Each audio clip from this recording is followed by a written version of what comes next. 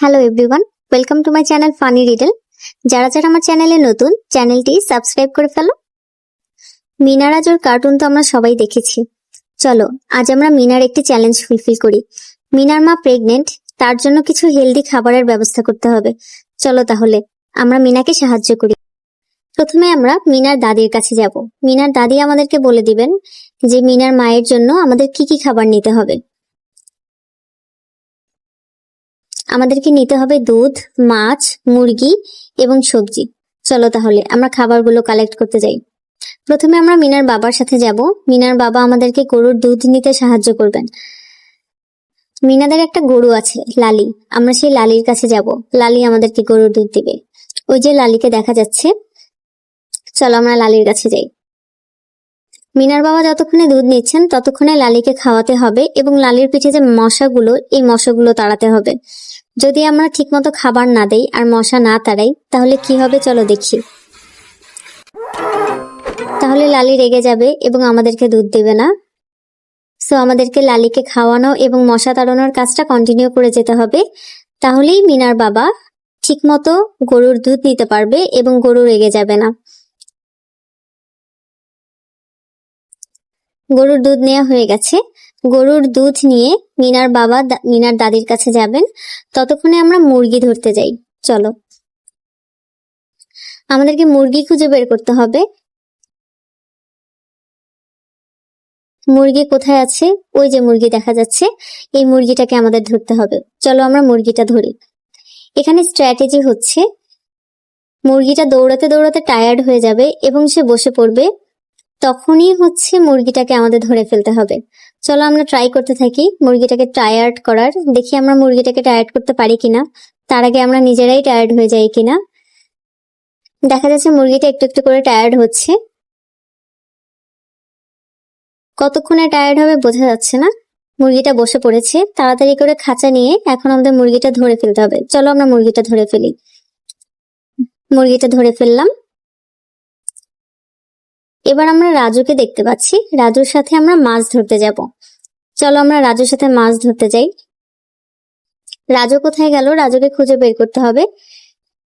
নিশ্চয়ই পুকুরে গেছে মাছ ধরার জন্য। আমাদের সেই পর্যন্ত যেতে হবে যেন আমরা রাজুর সাথে মাছ ধরতে পারি এবং আমাদের মাছের চ্যালেঞ্জটাও ফুলফিল হয়।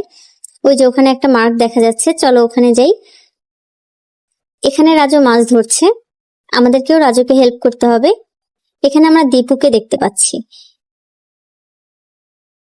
দীপু ইট মেরে মাছ তাড়ানোর চেষ্টা করছে এবং যদি পুকুরে একটা ইট পড়ে সবগুলো মাছ চলে যাবে আর আমরা এই চ্যালেঞ্জে ফেল করব। মিঠু আমাদেরকে হেল্প করছে যেন একটা ইটও পানিতে না পড়ে আর আমরা ঠিক মতো মাছ ধরতে পারি। মিঠু এখানে আমাদেরকে অনেক হেল্প করছে। আমাদের সবগুলো মাছ ধরা হয়ে গিয়েছে। এবার আমাদেরকে বাজারে যেতে হবে সবজি আনার জন্য। চলো আমরা বাজারে যাই। বাজার অনেক দূর, সেই পর্যন্ত যেতে হবে এবং আমি একটু ফাস্ট ফরওয়ার্ড করে দেখাচ্ছি। বাজারে যেতে যেতে আমাদেরকে অনেকগুলো বাধা বিপত্তি পার হতে হবে। এখানে অনেকগুলো অবস্টাকল দেখা যাচ্ছে, সবগুলো অবস্টাকল পার হতে হবে বাজার পর্যন্ত যেতে হলে। অবস্টাকল গুলো পার হতে হতে মিনাদের গ্রামটাও দেখে ফেলো। মিনাদের গ্রামটা কিন্তু ভীষণ সুন্দর। কোনো একটা অবস্টাকলে পা লেগে গেলে কিন্তু গেমটা আবার প্রথম থেকে শুরু হবে, আমরা পড়ে যাব।